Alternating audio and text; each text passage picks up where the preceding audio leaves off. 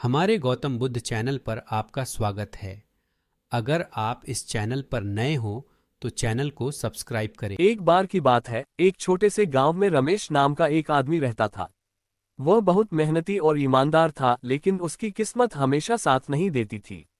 एक दिन अचानक गांव में बाढ़ आ गई और रमेश की सारी फसलें तबाह हो गईं।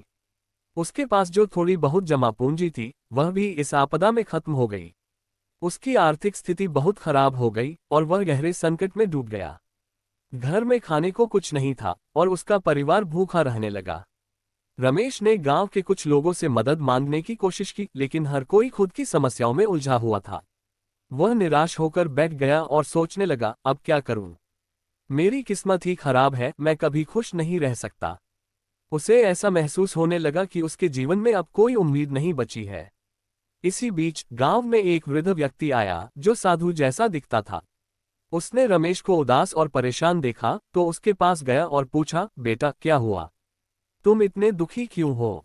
रमेश ने अपने हालात बताते हुए कहा, बाबा मेरी सारी मेहनत बेकार हो गई। बाढ़ ने मेरी फसलें बर्बाद कर दी और अब मेरे पास कुछ भी नहीं बचा। मैं अपने परिवार का पेट भी नहीं भर पा रहा हूँ। वृद्ध व्यक्ति ने उसे ध्यान से सुना और मुस्कुराते हुए कहा, बेटा एक समय ऐसा था जब मैं भी तुम्हारी ही तरह निराश था। मैंने भी जीवन में कई कठिनाइयों का सामना किया है, लेकिन मैंने एक बात सीखी है, हर बुरे समय का अंत होता है अगर हम धैर्य और समझदारी से काम लें। जीवन में हमेशा बदलाव आते हैं और कोई भी स्थिति स्थायी नहीं होती। रमेश ने पूछा, लेकिन बाबा मैं क्या करूं? मुझे तो कोई रास्ता नहीं दिख रहा। वृद्ध व्यक्ति ने कहा, सबसे पहले अपनी सोच को बदलो।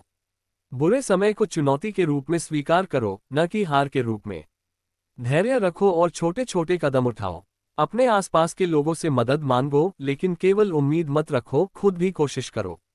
रमेश ने उनकी बातें ध्यान से सुनी और धीरे धीरे अपने आप को संभालने लगा। उसने गांव के कुछ लोगों से छोटे मोटे काम करना शुरू किया।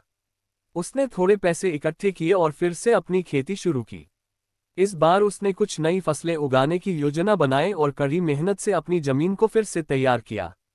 धीरे धीरे उसकी स्थिति में सुधार आने लगा। रमेश को समझ में आ गया था कि बुरे समय में धैर्य और सकारात्मक सोच से काम लेना कितना महत्वपूर्ण होता है। समय के साथ उसकी फसलें अच्छी हुईं और उसकी आर्थिक स्थिति भी सुधरने लगी। उसने सीखा कि जीवन में कठिनाइयां आती हैं, लेकिन उनका सामना करने का सही तरीका है खुद पर विश्वास रखना और कभी हार न मानना। ये कहानी हमें सिखाती है कि बुरा समय हमेशा के लिए नहीं होता। धैर्य, मेहनत और सकारात्मक सोच से हम किसी भी मुश्किल को पार कर सकते हैं। जीवन में कठिनाइयां हमें मजबूत बनाने आती हैं और अगर हम उन्हें समझदारी से संभालें तो हम पहले से बेहतर हो सकते हैं।